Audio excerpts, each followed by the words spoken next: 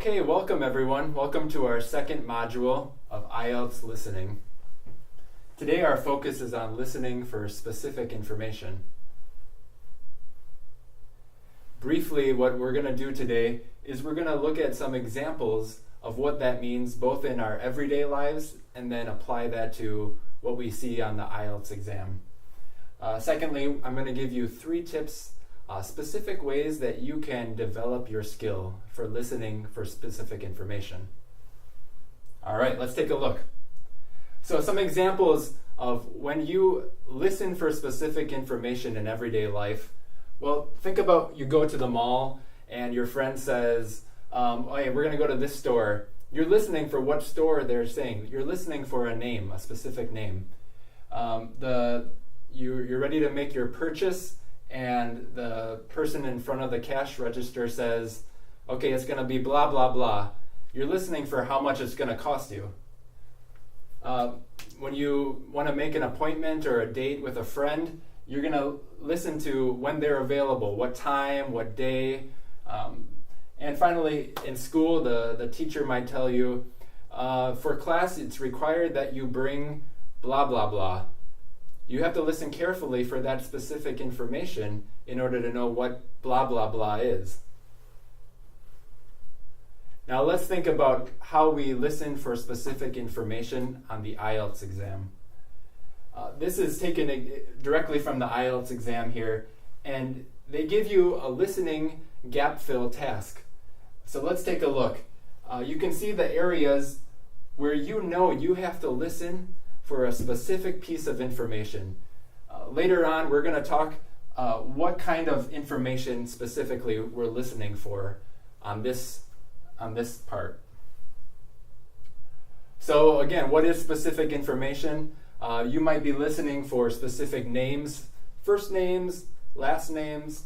You might be listening for numbers, dates, whether that's a year, a month, or a particular date, and addresses, the number and the name of the street. So now let me give you 3 tips for how you can develop your skills in listening for specific information. First one is think about the context. Now on the IELTS, they will tell you something like this.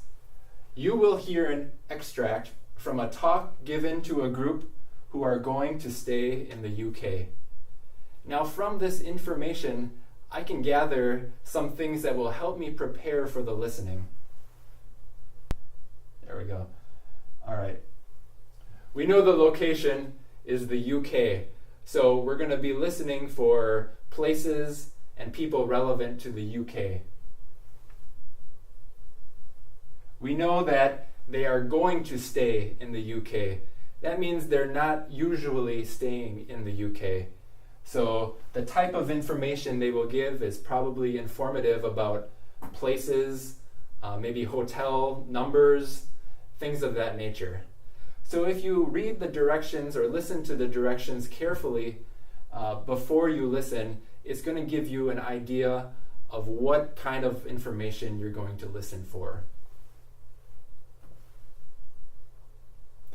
All right, my second tip for you today is that when you receive a worksheet like this, you should predict the kind of answer that you will be listening for. Now let's take a look at this here. I see here it says name, Jacob, and then the blank right here. Well, my prediction is I'm going to have to listen for his last name. It says address to be collected from, and then it says College, Downlands Road. I bet that's going to be a number. I better listen carefully for a number there. And the postcode here. Well, a postcode might be a series of numbers or letters, so I'm going to listen carefully for that. Now, as we continue on, here are 2 blanks where it looks like I'm going to listen for a number.